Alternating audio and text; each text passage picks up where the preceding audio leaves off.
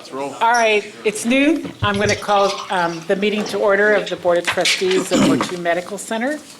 I see we have a quorum, and we'll move on to the consent agenda. The approval of the March 24th, 2026 agenda. Approval of February 24th, 2026 meeting minutes. Approval of the credentialing applications, and approval of monthly payroll and claims. Are there any questions of any of the items on the consent agenda? No. No. I'll make a motion to approve. Is there a second? I'll second. All those in favor? Aye. Opposed? Aye. Uh, All right. Dr. Devine, medical staff summary? So the medical staff meeting was March 10th, 2026. We had the quality improvement reports, and the departments had a lot of reports. They were excellent. They were all reviewed by all of us. Then we had our pharmacy reviewing drug usage and a presentation on pneumococcal coverage. There are two pneumococcal vaccines. One is a Prevnar 20 and the other is Capvaxive. That's a 21. So if you have no lung problems or no immune problems, getting the 20 is what is recommended for the general population. If you have no spleen or problems with lungs, then getting the 21 is recommended. So that's why we carry both. We had then an update on antimicrobial stewardship. That's something we do every year to make sure that we're not overprescribing antibiotics, because we don't want to have resistance and not be able to use them. We had recruitment calls and our continuing recruitment efforts. Jill will, I'm sure, follow up on that. And getting to, we had the appointments, 3 appointments and withdrawals. All we have is 2 withdrawals, and those were approved. We did have a follow-up from last month when they talked about nursing homes getting their own mid-levels and working with us.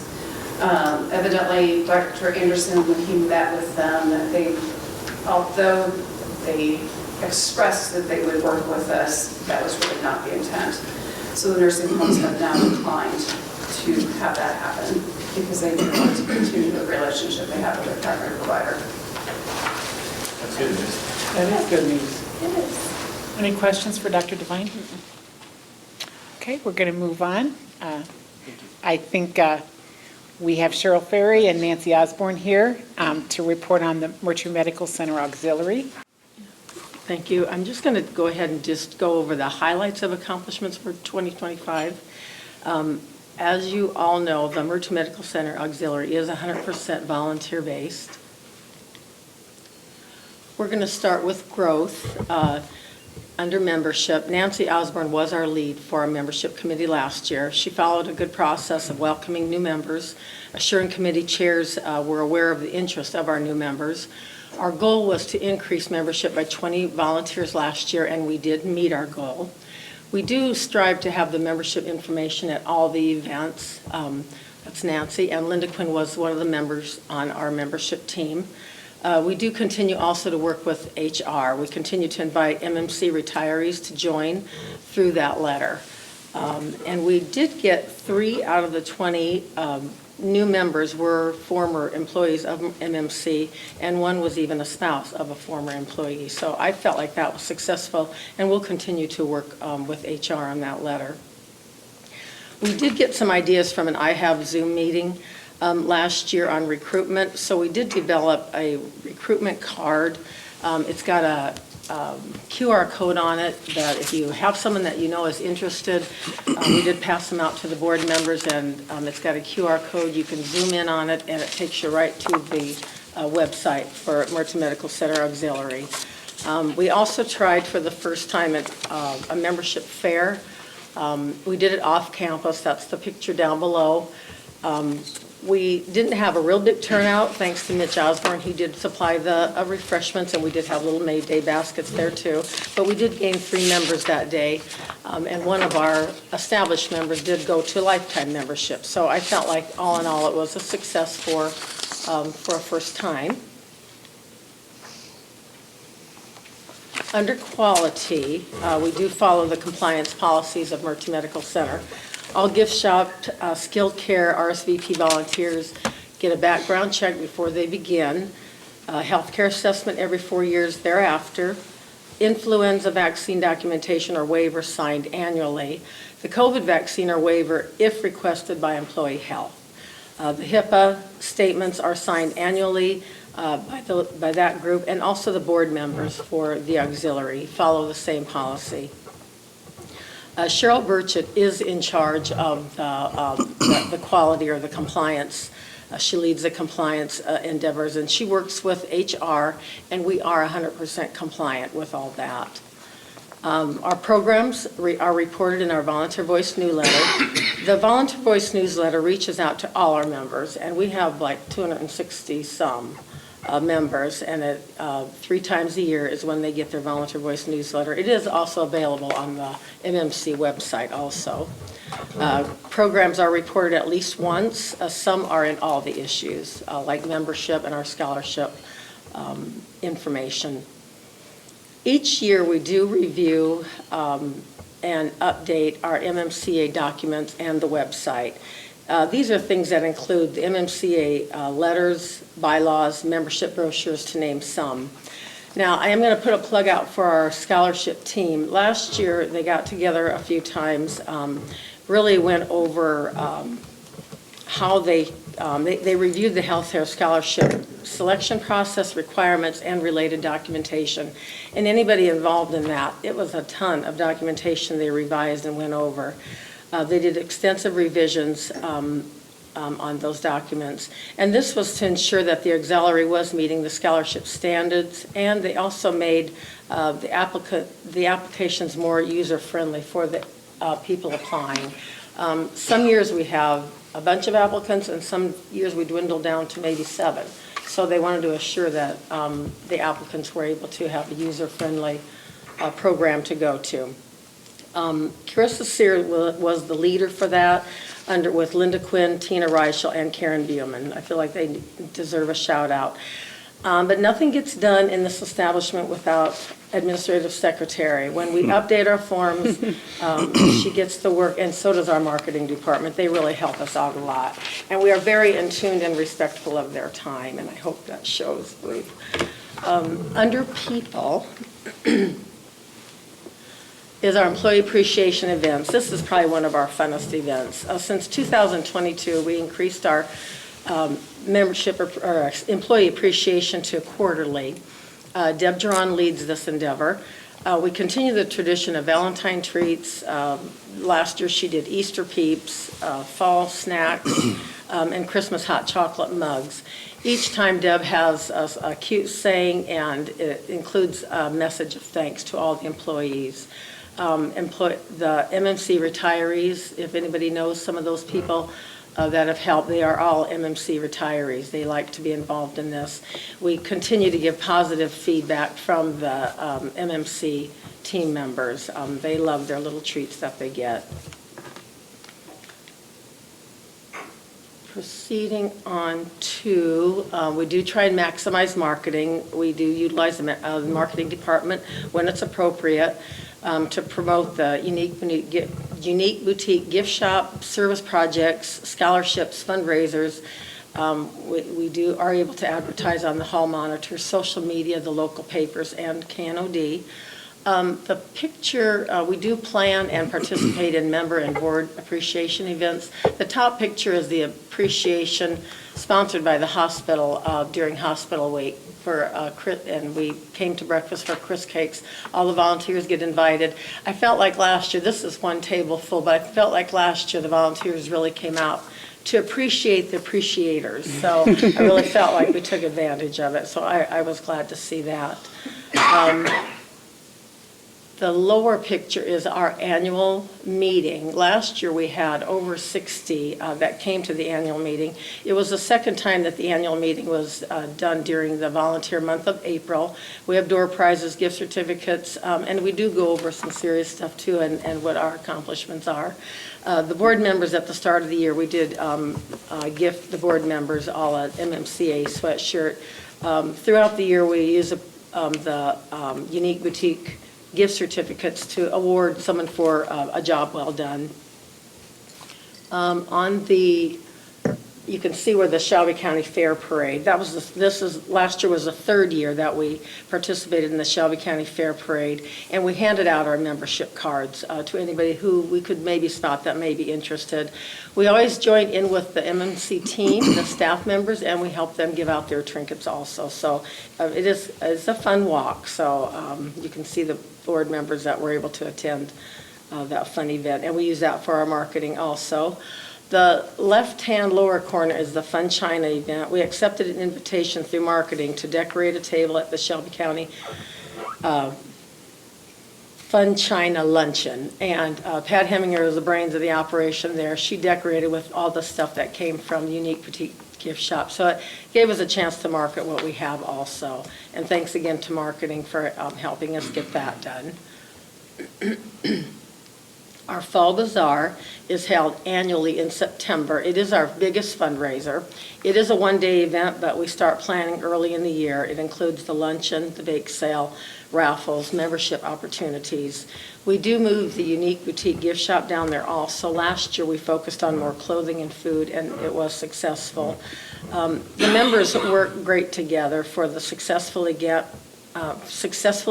but thanks to the community, the team members from the hospital and the medical center, physicians, the board, and the community for helping us and continuing to support the bazaar.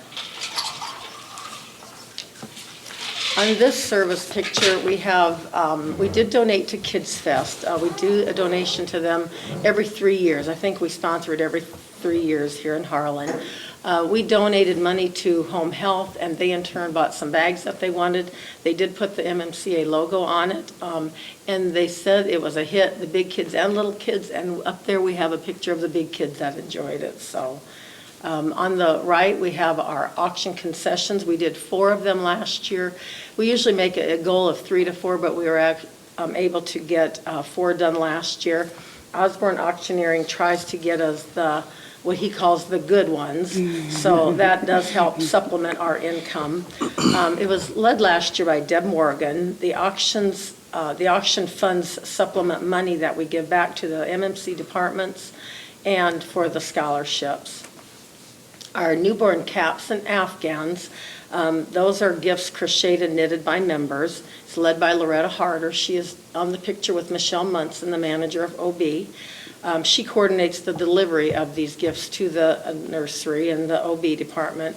All newborns born at Myrtue Medical Center receive a handmade gift. We had 96 births in 2025. So that was up from the year before, I believe. Under service project, the Unique Boutique. It was managed by Ruth Ann Grimsley last year, which this is a lot of work. She did a great job. Hats off to her. Just a picture of the Unique Boutique. Someone's checking somebody out. But on the left is Ruth Ann held several in-service on the updates from our point-of-sale system. And that helps keep the members updated on new things to check people out. The gift shop is thriving in our opinion, and we still love our new area. Under service, again, we have in November, the Unique Boutique hosts the Holiday Open House. This one is a 2-day event here in the Alba Room. The Alba Room gets transformed into a marketplace. It's kind of amazing how our team can transform a room that's so plain into a room so pretty. The team members work, we get much support from our hospital team members, the shoppers. They came out and shop when they can, on break, of course. On the left is Calla Polberg, and she is the chair for the Tree of Lights. This was the 36th annual Tree of Lights, and according to Calla, it's the longest running fundraiser for auxiliary. She starts during a bazaar, and then it goes through December 1st, but last year she sold out of ornaments by the second day of Holiday Open House. People buy them in memory of someone or in honor of someone. That is the gist. And I think last year we bought 120 and we sold them all. So those are just pictures from the day. And a shout out to the teams at the hospital, because the storeroom, maintenance, dietary, environmental services, marketing, administration, and of course our volunteers all make that event possible. see, ongoing services, our POP tours. Our POP tours last year were led by Pat Pash. POP is our pediatric orientation program, and they are tours for the first graders during hospital week. The Harlan Community Schools and Shelby County Catholic Schools participated. There were 6 tours completed, 101 first graders. Volunteers, of course, help, and also the teachers help with the students. The departments that participated or were able to participate was respiratory therapy, lab, diagnostic imaging, nursery, and the Shelby County Ambulance was also able to come down, and the kids always love that. Much appreciation to the MMC staff. The tours are both entertaining and educational and enjoyed by everybody. And those were the 2 pictures on the left. In the middle is our scholarship recipients. Last year, we awarded 6 $1,000 scholarships. 5 of the scholarships are totally funded by Myrtue Medical Center Auxiliary.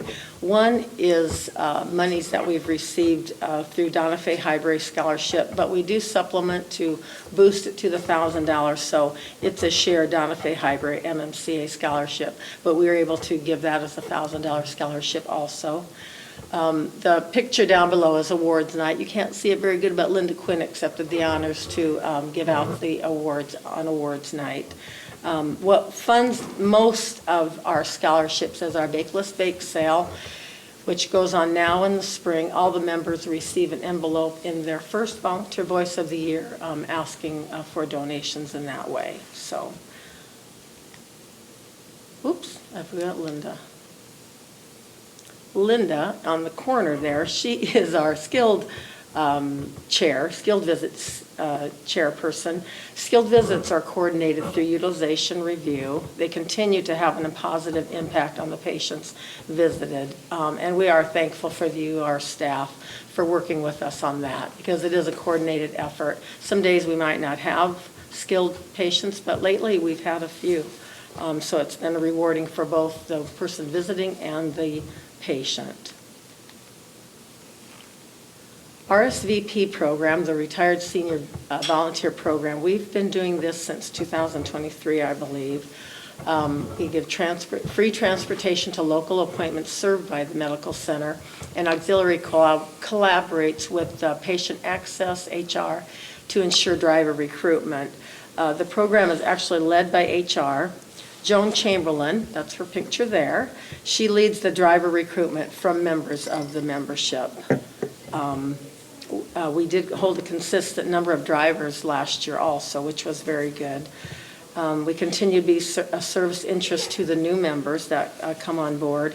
We gave 65 rides last year, which I feel like is significant. That might have been 65 people who couldn't make their appointments. So it continues to be a need.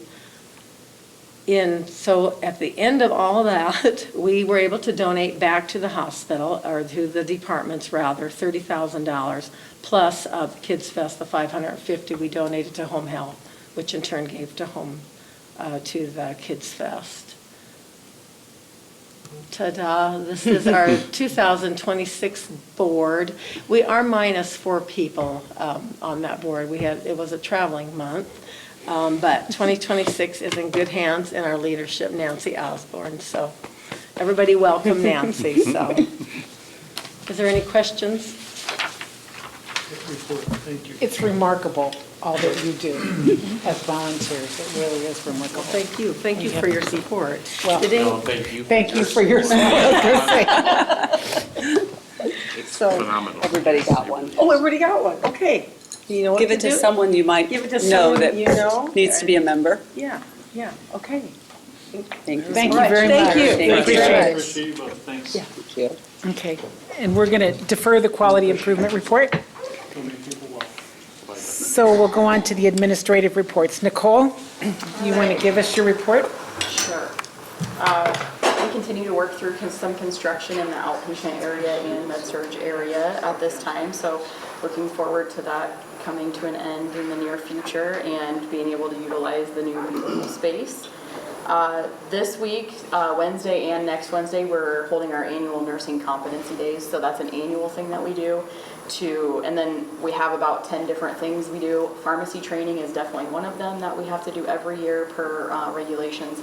And then we pull some skills in there that maybe don't get utilized that often, just as a refresher on an annual basis.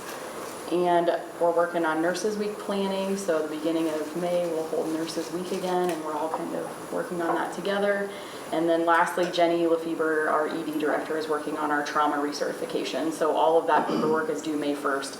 I believe she's hoping to get it submitted in the next couple of weeks, and we'll recertify for a level 4 trauma center.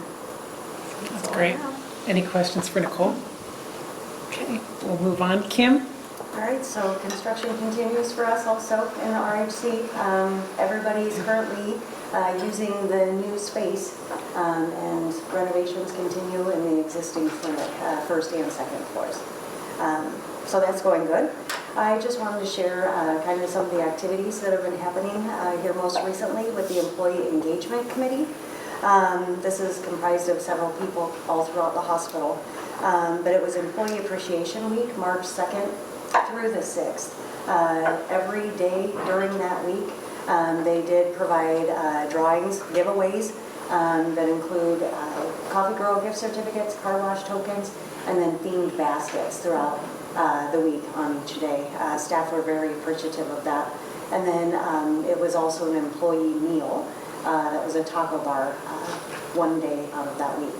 They're pretty active in everything that they do. There's some sort of a treat, a thankful treat that's provided to every staff member every other week, alongside the many other activities that they put together and just kind of recognition. So just want to share that with you today. That's great. Any questions for Kim? Okay, we'll move on to Jill. Jill, what you got for us today? Yeah, so as far as physician recruitment goes, we've maintained a relationship with a fellowship obstetrics trained family medicine with OB for the last couple of years. And last week, Kyle had the opportunity to meet her, and we presented her a contract. This provider works in another rural location, handles a lot of deliveries. She and an OBGYN deliver over 300 babies a year, and so we're hopeful to maintain that connection with her. She was interested in visiting with us again, and she's kept in contact the last couple of years, so we're looking forward to having those conversations with her over the next few months. We've also been in contact with several local pre-med declared students from the area, just to keep them interested in Myrtue Medical Center. So a handful of them have matched in their residency program. That happens in the spring every year. So we've kept in contact with them, and we'll be doing that on a more quarterly basis going forward. A couple of things that are happening in the community. So Myrtue, as you know, has invited community members to participate in a community health needs assessment. That gives us an opportunity to hear from community members about what they feel are the most pressing healthcare needs in the community, and then we create an action plan as follow-up. So this year, we have seen record numbers of participants. More than 300 individuals have already participated in that survey. So we're very excited to get that data, and the survey closes April 3rd. And then Myrtue is also partnering with the Harlan Community Schools, the high school, and their National Honor Society students. We're going to help them host a Color for a Cure event that's going to happen May 3rd. So communication has gone out in the community about that, and more to come. Good job on the marketing of that piece, because it was super simple. It popped up in Facebook, I clicked on it, you could do it. It was easy. So Are it you was talking great. about the needs assessment? Yes. Yeah? Yeah, it was easy to do. And I encourage you all to do it if you haven't done it. Yeah, there was also a link through the chamber newsletter. There were a lot of places Sure. you could find that. Yeah, there was. You Good might have job. heard Nicole on the radio as well. We did. Jeannie and Tina really helped coordinate a lot of that, so thanks to them. Yes, yes. Well, thanks. Jeff, I think you're up. All right, let me get the place here. Here we go. So I'd like to introduce Bryce Yeager. I don't know if you've all met him. He's our Director of IT and Security Officer. And we together are going to give you kind of an update on what's been happening over the last few months on our security efforts. So shortly after our event in June, we did have 2 third-party risk assessments. They're almost identical in results. Very generic and very standard. This is best practice is essentially what all came out. So we had one completed the 4th of August, one the 11th, and then we took off and started to take some of those recommendations and implement what was suggested. We also, one of them was, do an external pen test. We did complete that with a company out of Des Moines. There were no major findings. They found 4 minor or medium, but there was really no action to be taken on them because one of the items was we own multiple domains, and they could not find the email records for some of those domains, which is definite. We don't want them to be email. So they said we have to create them. It's like, no, we don't. We don't want those domains. So those were some of the findings that they found. So I mean, all reality, our security posture was pretty good. We also, at the time, as a recommendation, changed the responsibilities of Bryce, and he's got a lot of cybersecurity experience, so he became our information security officer. We then also, the day-to-day activities that he performed, we have created a requisition and trying to backfill some of his daily responsibilities.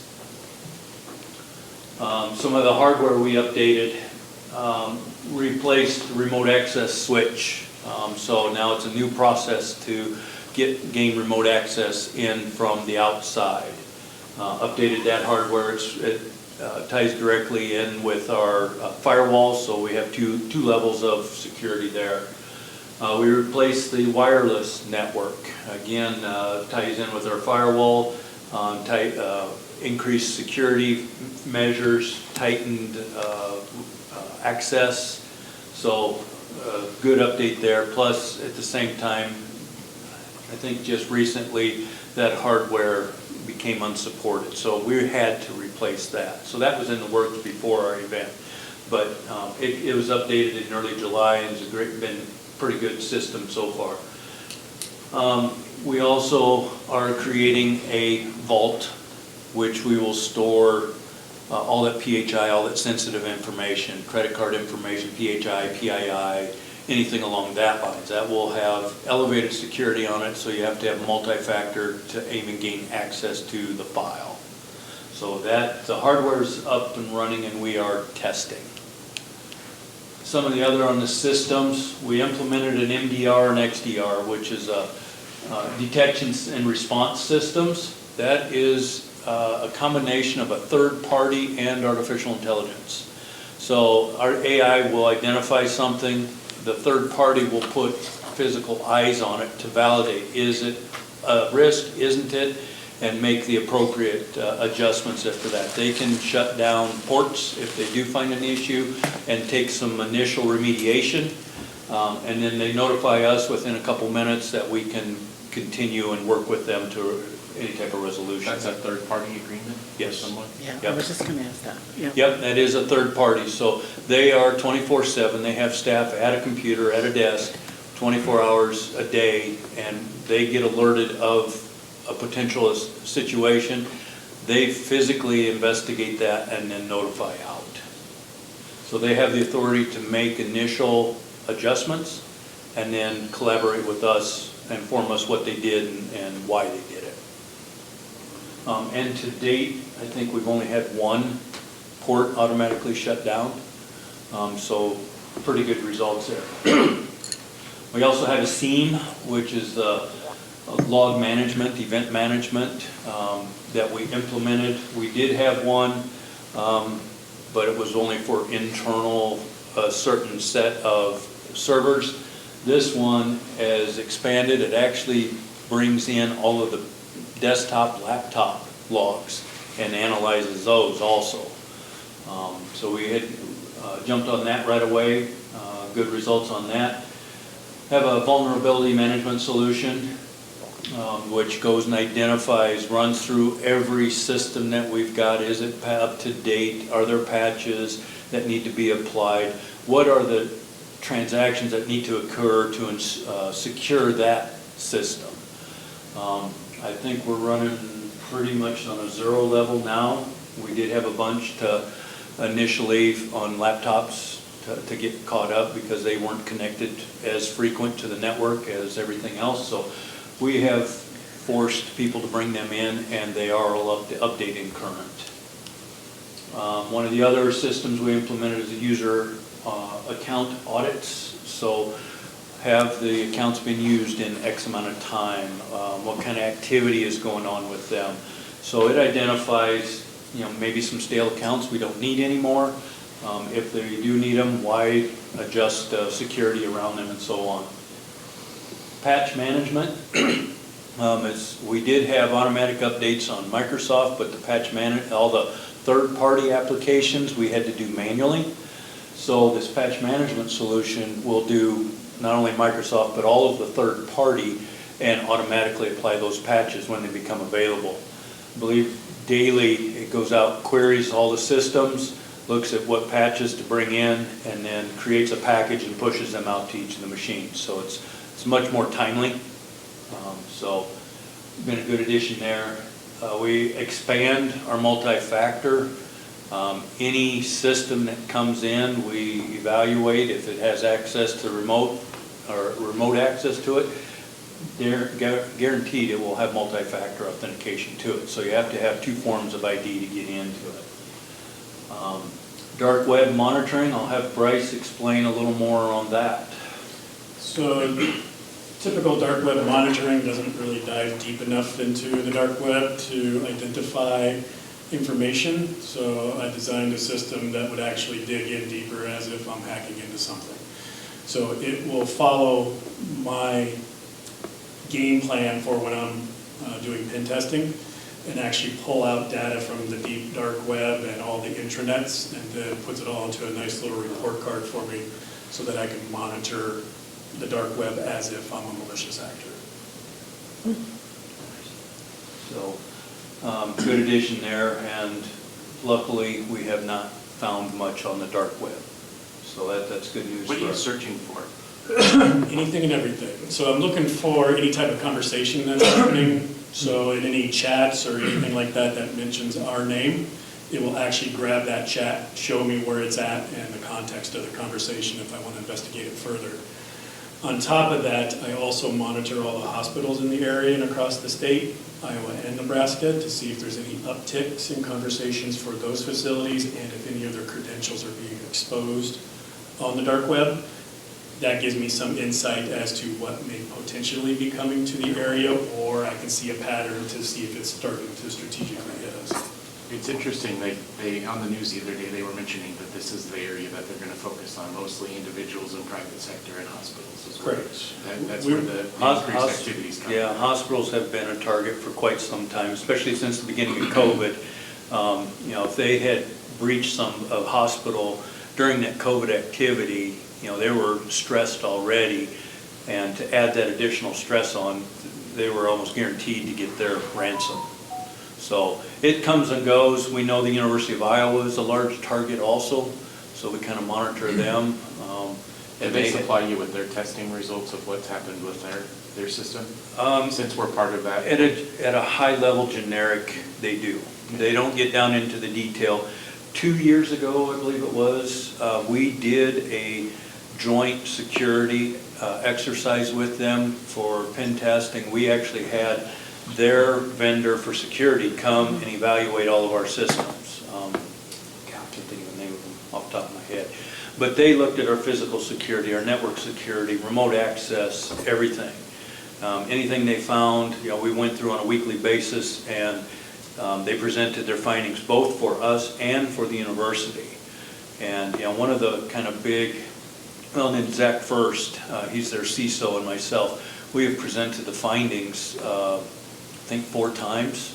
Once to all the cohorts, once to Iowa Hospital Association, once to Epic Community Connect, and once to Epic XGM, which is their big conference. over 500 people we presented to. How we went through, none of the findings, but just what was the process, how did we do it, how did we do it. So, I mean, it was a good response on all of that. Good. So, we enhanced our email filtering, switched vendors. We did have 2 different vendors. Now we have one which is much more powerful than the 2 combined.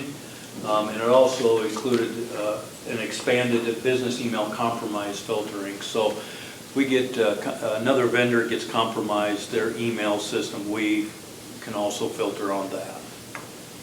We also have implemented a data classification system, which will go in and look at every file on the network, on servers, on desktops, everything, and identify if there's PII, PHI, credit cards, personal information, photos. I mean, it even goes in through photos and it'll identify those images.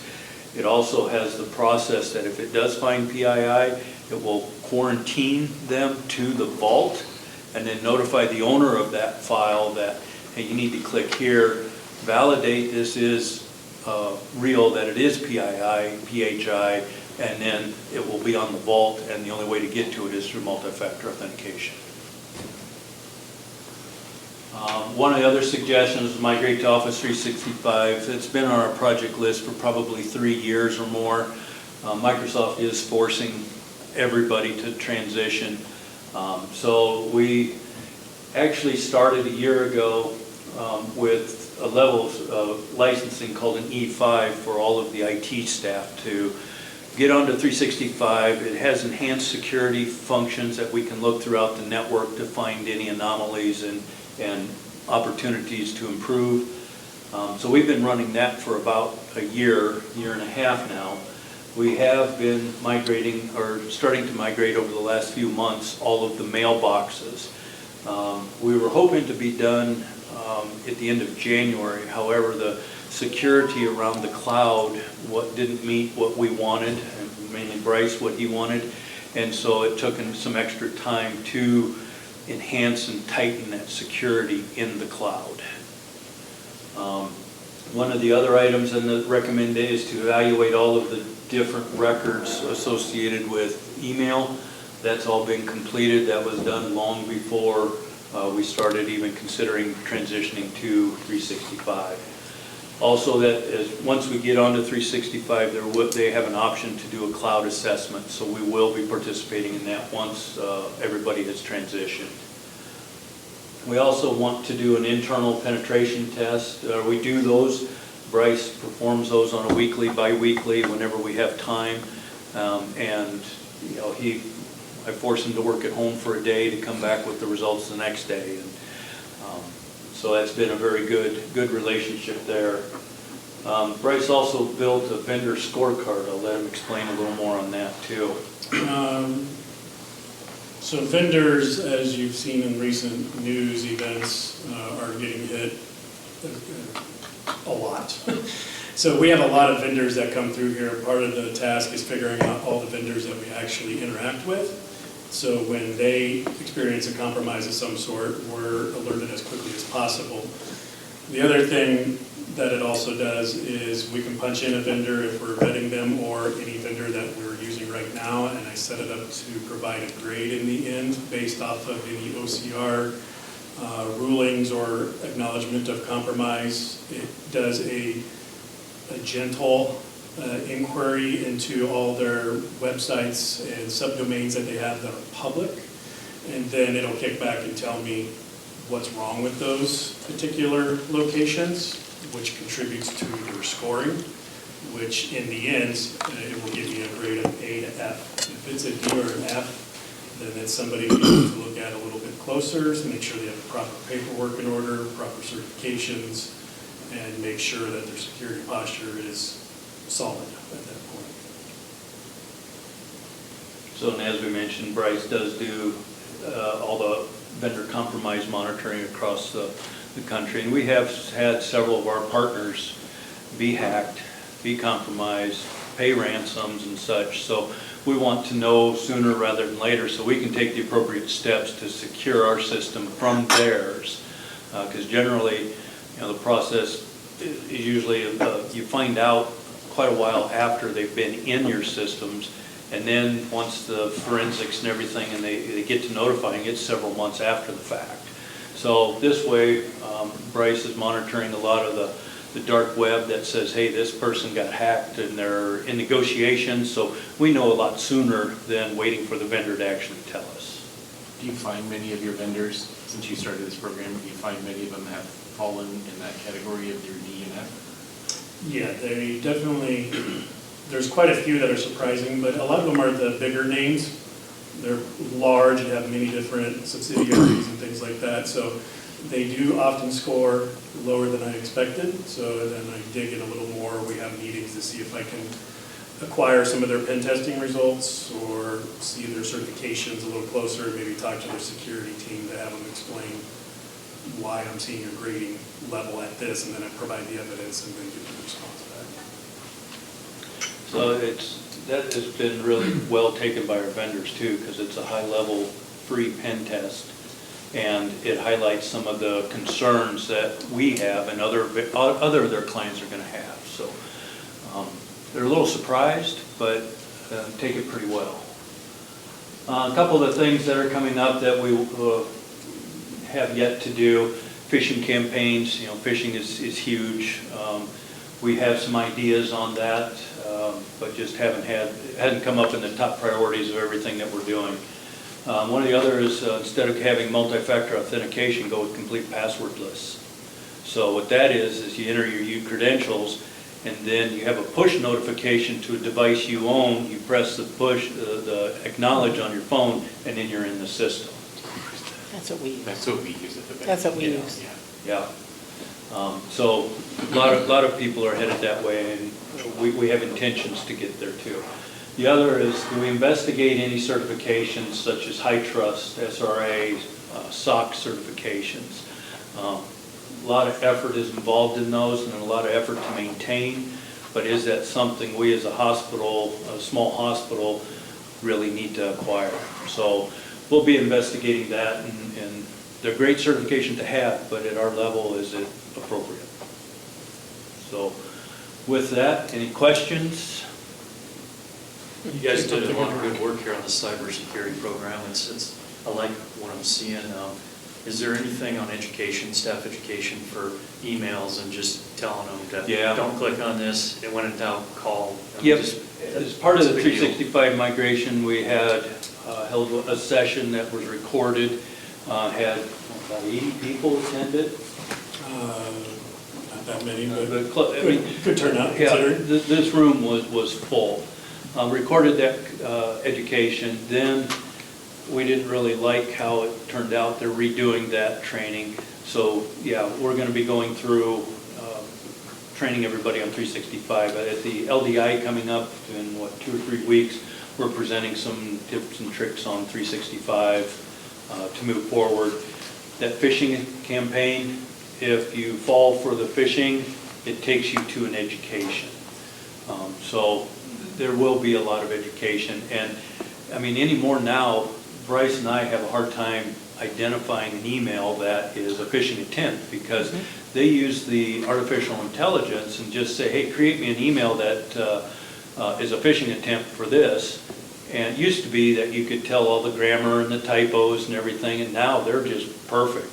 And there's 1 or 2 little minor things that you really got to take notice of to identify it's a phishing attempt. So our staff has been very diligent. If they have a question about it, they let us know and we help investigate. Periodically, I send out security bulletins, just letting people know what's coming down the pipe. It's not a regular release because, in my experience, the more you hit them with the cybersecurity stuff, they become numb to it. So we have to walk the fine balance of educating and having it stick, and still making sure they're aware of everything. So I send out emails periodically, try to keep them short and sweet, get to the point. We're not quite in a position yet where we can do a full-blown educational program where I'm up here speaking on a monthly basis or anything like that, but it's coming down the pipeline. Also, some of the stuff I have in the wings is an educational platform specifically for cybersecurity, where it actually puts employees into the position of checking for emails that are phishing emails and being able to figure out if they're real or not, and then they get a score based off of that in the end.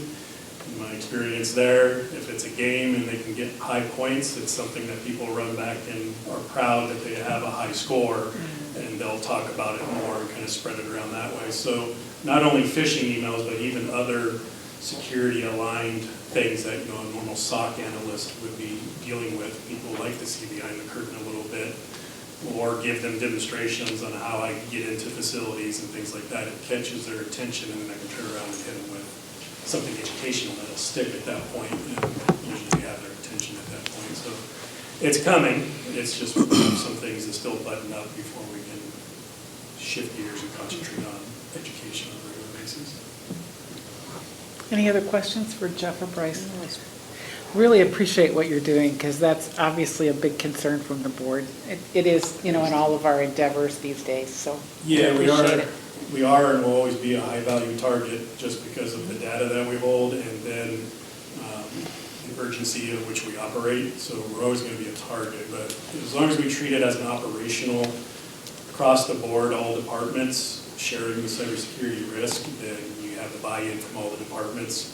It becomes much stronger than just being an IT issue or something like that. So everybody's very willing to communicate and participate in security departments, so it's very helpful. Great. Okay, Kyle, I think you're up. Fantastic. It's not fair to Midland? Fair to me. I just had a few things. I know that, I don't know what your policy or what you guys have done in strategic planning in the past. And I kind of wanted to look at that. I'm used to having a joint strategic planning session with both the hospital and the board, but my understanding here is it's kind of been a separated concept. I didn't know where you guys felt about that, whether you wanted to keep it separated or do joint ventures or whatever. But I did send you a quote that I'd gotten from a company I've used in the past. His product is right here if you guys want to look at it before you leave. That is a hospital not equivalent to us. It's much smaller than us. I'm aware of, I've worked in that hospital, so I know it, but his product is usually pretty good. He also does community health needs assessments. That's why he had contacted me, and I told him, no, we do it internally. But then he told me about his efforts in this area, and I just wanted to make you guys aware of it. I'm not sure if we would utilize him from a hospital standpoint or not, separate, but I kind of see the value in a joint strategic planning session with the board and the hospital, and also med staff, all compartments. But I didn't know how you guys felt about that, so. I know how I feel, but I'll let everybody else speak to it.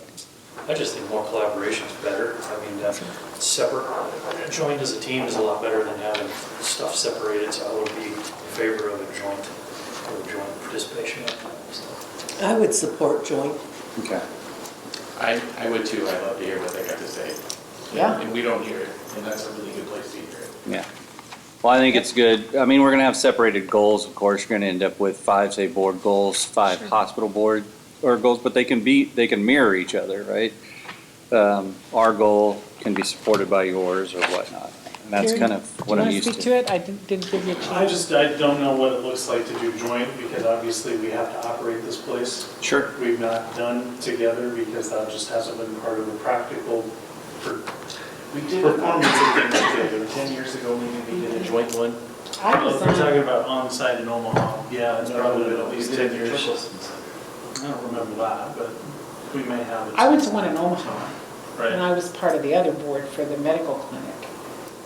And Yeah, it was we would- everybody, we it would was do the that for physicians Omaha, and, so, yeah. Sure. yeah. And I really liked that, because it's good to hear from the physicians, and it's good to We hear did one from, at the country club, one at the Turkelson Center.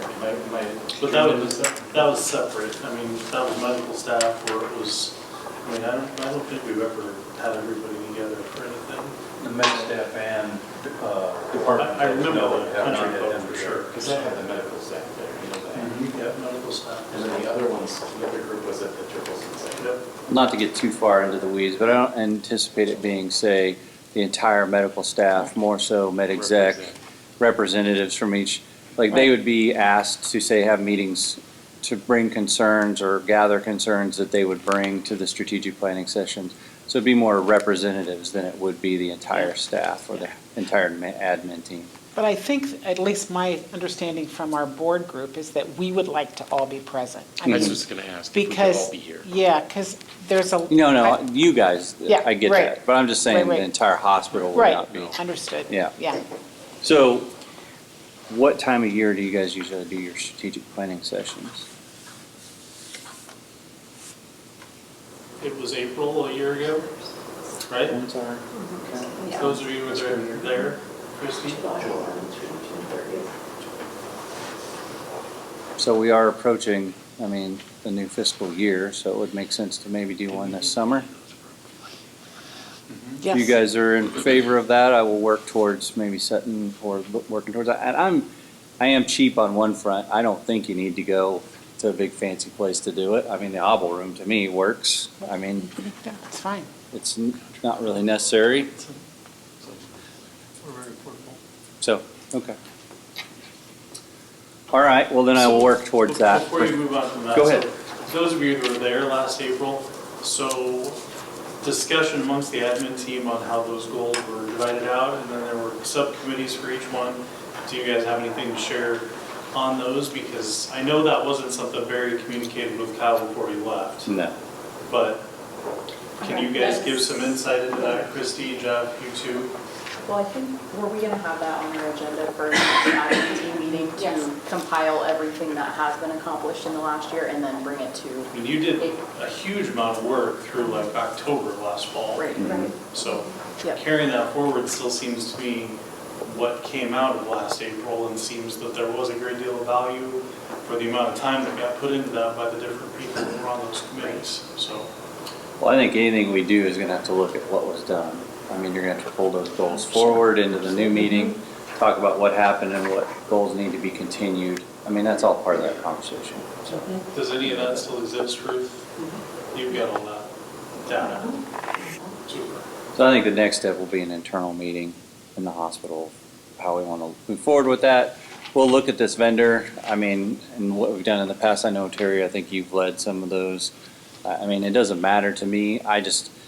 He was pestering me, so I thought, well, I'll bring it. I'll show it Yeah, to you sure. guys. You guys can look at that product, see what you think of it, and, just email me back kind of your thoughts on whether or not you would want to continue the way we've always done it or use an outside party, however we want to do that. Okay. I will say that the EMS agreement was received and returned. It's exactly the same, just numbers were updated with the prior agreement, nothing there. Jill already talked about the contract offer to the OB.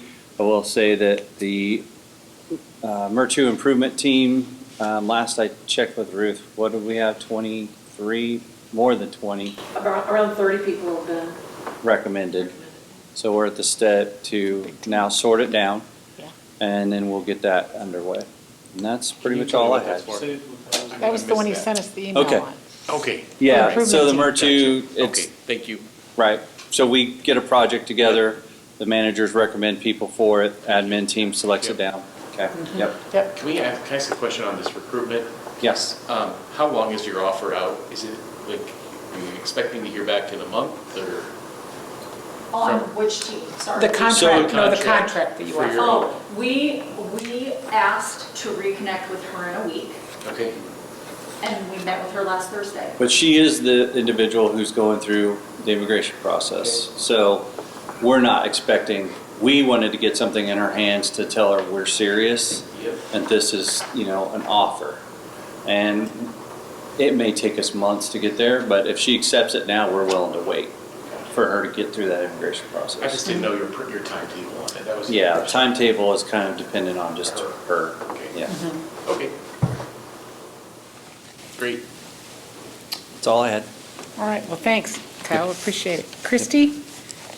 Just kind of a little update on our rural health transformation grants that we received. So Wow.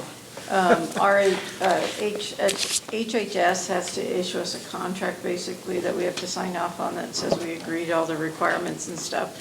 So we've received and executed that agreement for the recruitments. They combined the 2 recruitment grants that we got into one.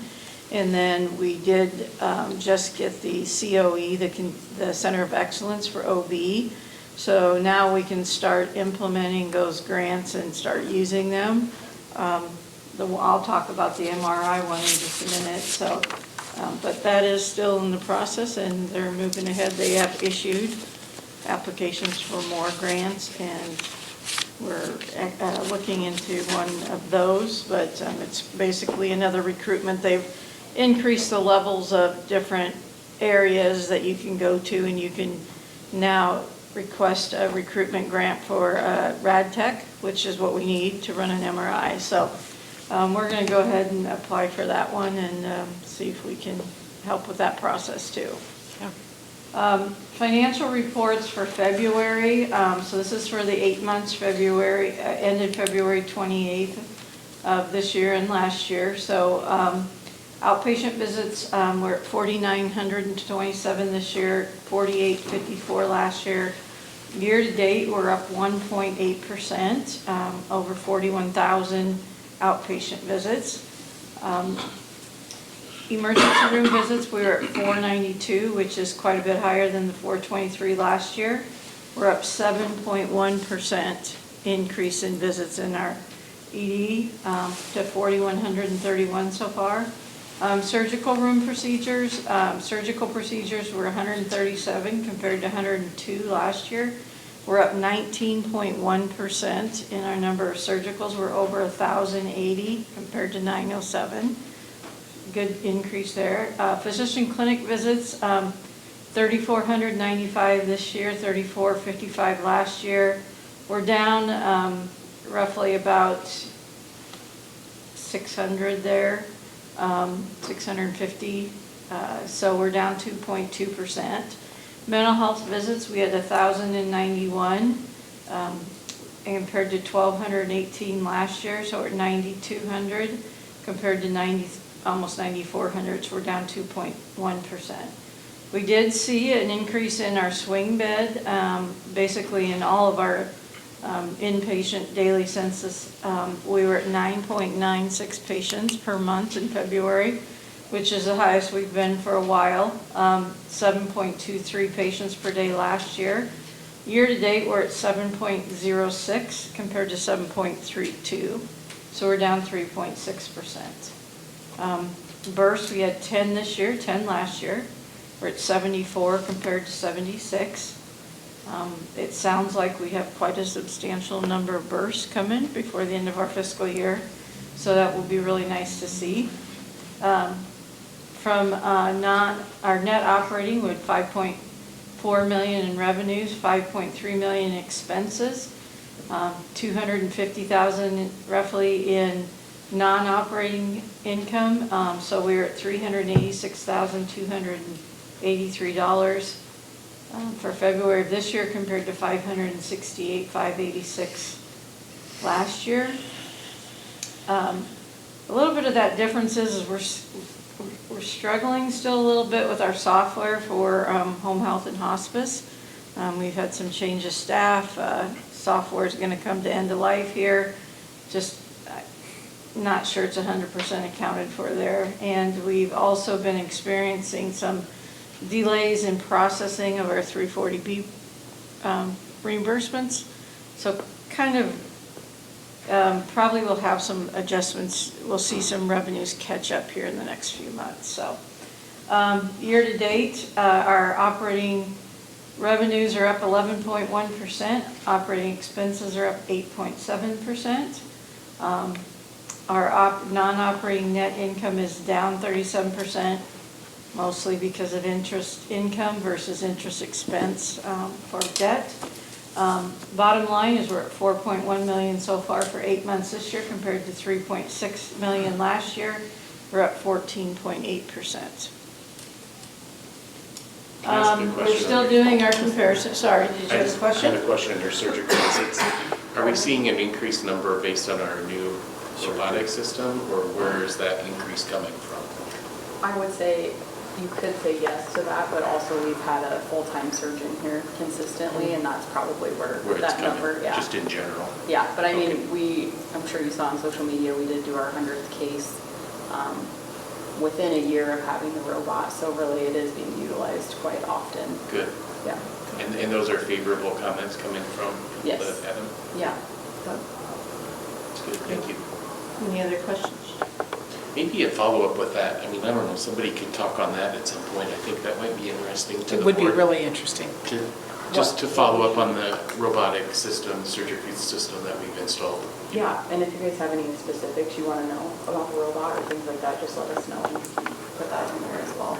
That'd be We great. are doing an update to the Stryker system too, or our Sure. integration system will be coming up here, so maybe at the That'd be next a good board time. meeting, That'd be we can great. talk about that. That'd be a good time. Okay, so if we compare the last 4 years, you can see there, our outpatient visits have just continued to grow year after year. Our emergency room visits, again, year after year, seeing growth there. There you can see those procedures, surgical procedures, went from 927 to the 1,080 in the last 4 years, with a little bit of dip last year when we didn't have a full-time physician on site. Physician clinic visits, again, continue to increase. We did have the move in January, so, we did lose a little bit of time, so that could be the reason for that little reduction there. Behavioral health visits, which I need to change that to mental health. Continue to see a little bit of decline in that area.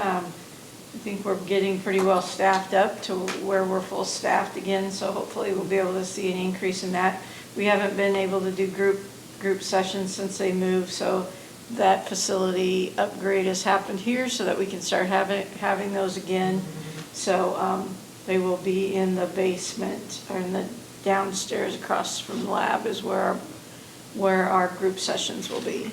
They cannot be held within the RHC, so we made space in the hospital.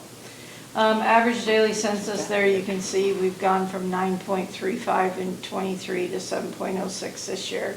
Births continue to see that increase there. Revenues, 4 years ago, we were at 3.5 million, or 35 million. This year we're at 45 million. Expenses, we were at about 35 million compared to 2 million this year. Bottom line is we were at 1.7 million in net income 4 years ago and compared to the 4.1 million this year. Any questions on the comparable financial reports? I think we'll approve those individually.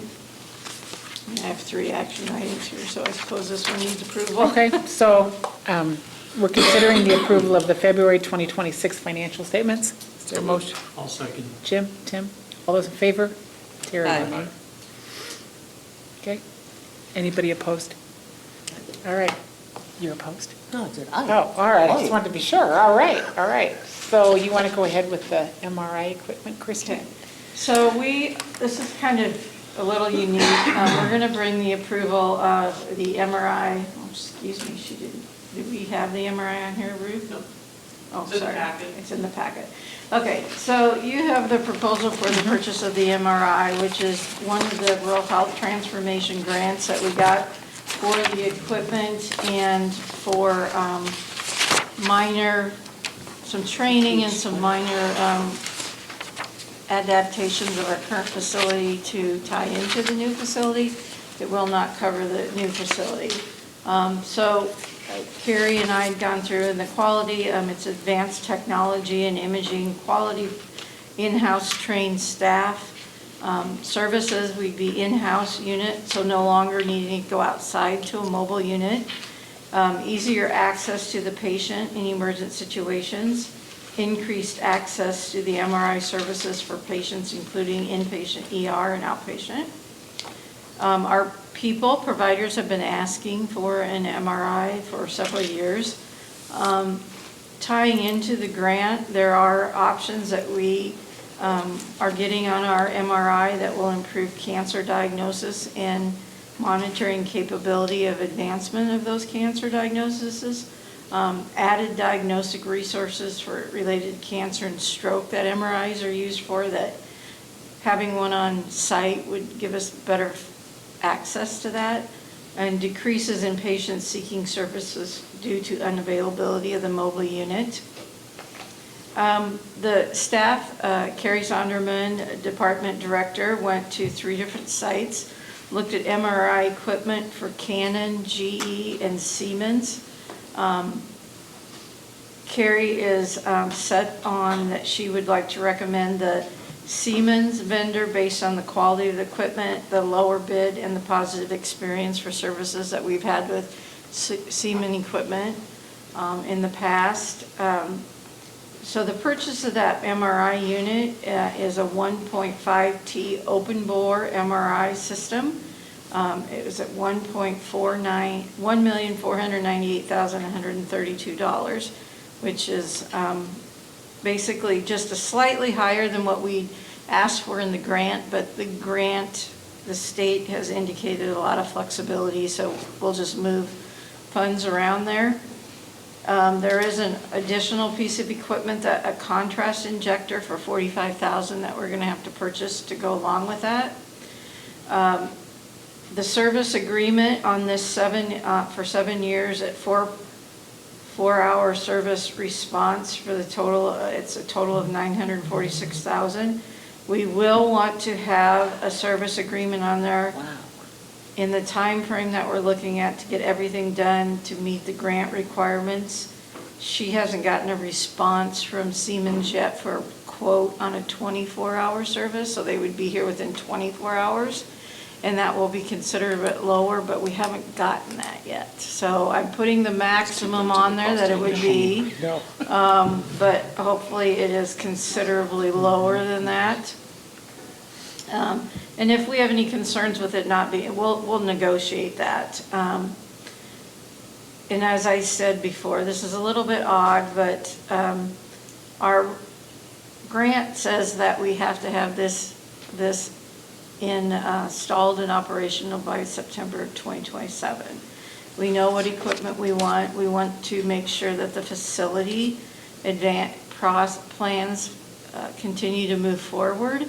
That's going to be the biggest time restraint on us. So we want to get the vendor that we want to buy the equipment for. They have a project manager that will coordinate with our architects and our builders to make sure that the facility meets the requirements and the safety needs of the equipment.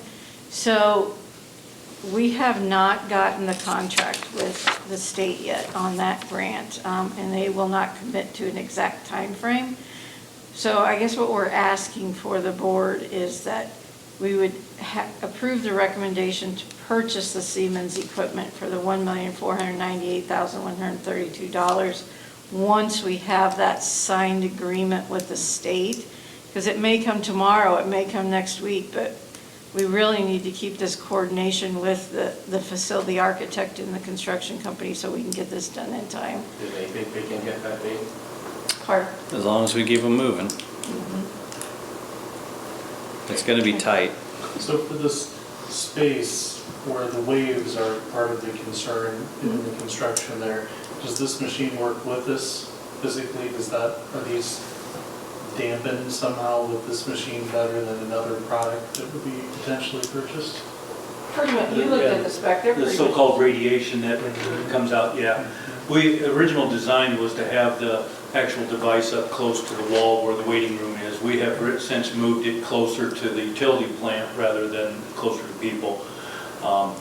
We have sent CAD drawings of that schematic drawing to the vendors to have them place their devices in there for appropriate sizing of the rooms.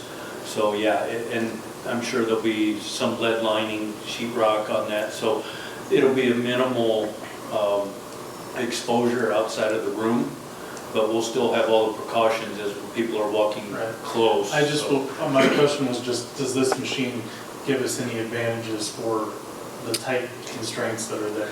They're all about the same. Yeah. Yeah. All very Sounds similar.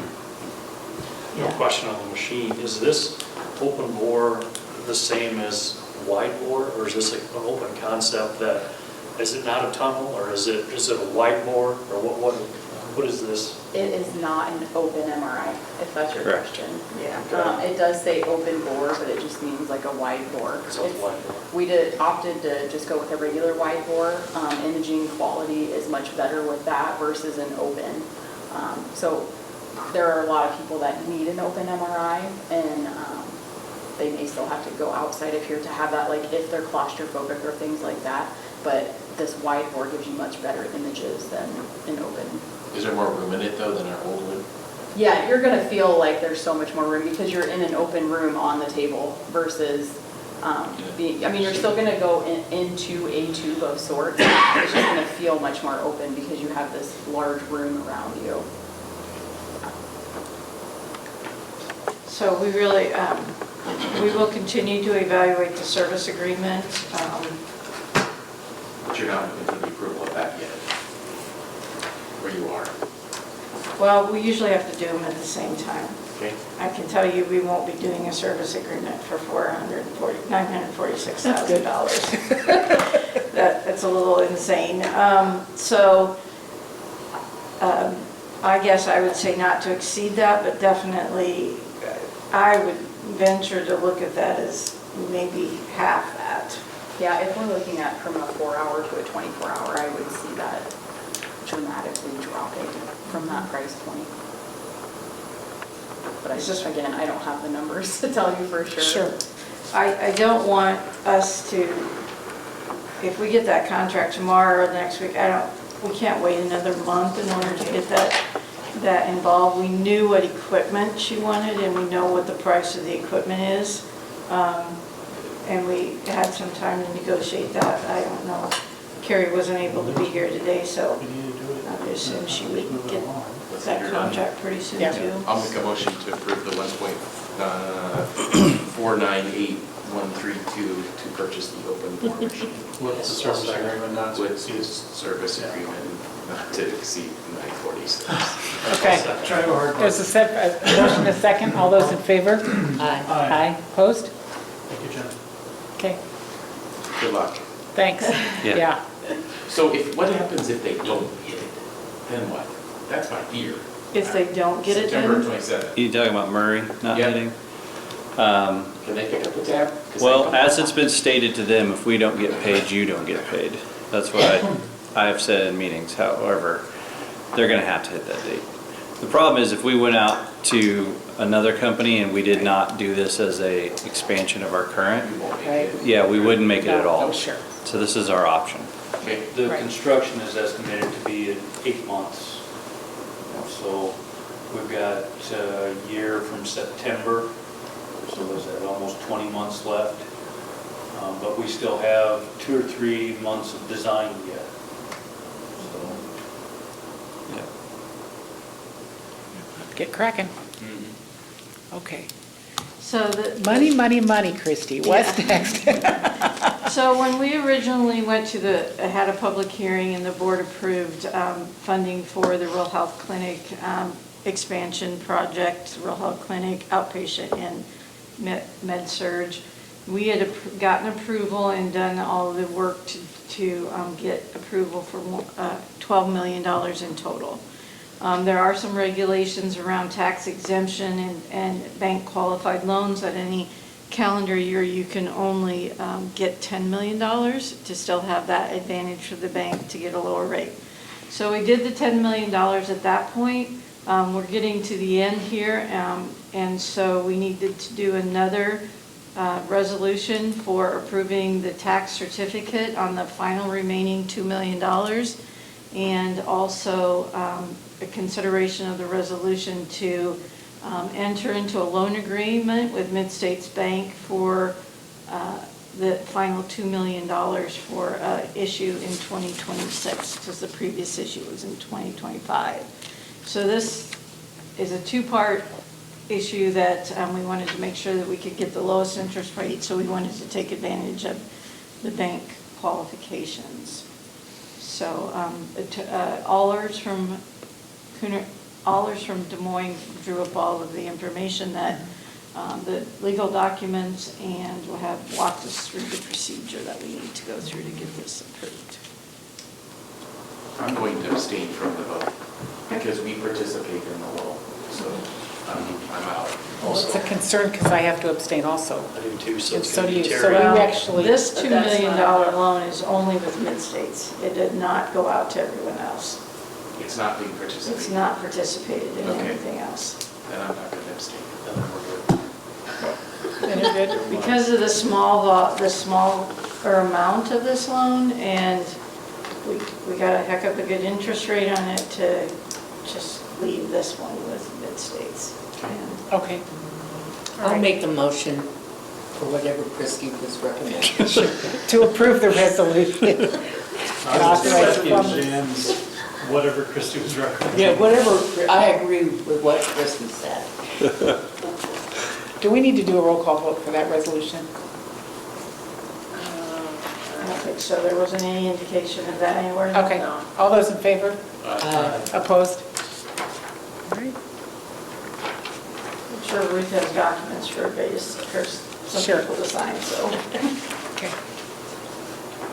All right, so any other business to come before us today? I'll look to adjourn. I just want to say this was a really good meeting. We got lots of information and I appreciate it. I mean, I don't think any of us care if we stay. We really like getting all this information. This is great. So thanks to everybody for all the work to put this together. Thank you. Okay, I heard a motion to adjourn. Is there a second? I'll second it. She seconded. We are adjourned.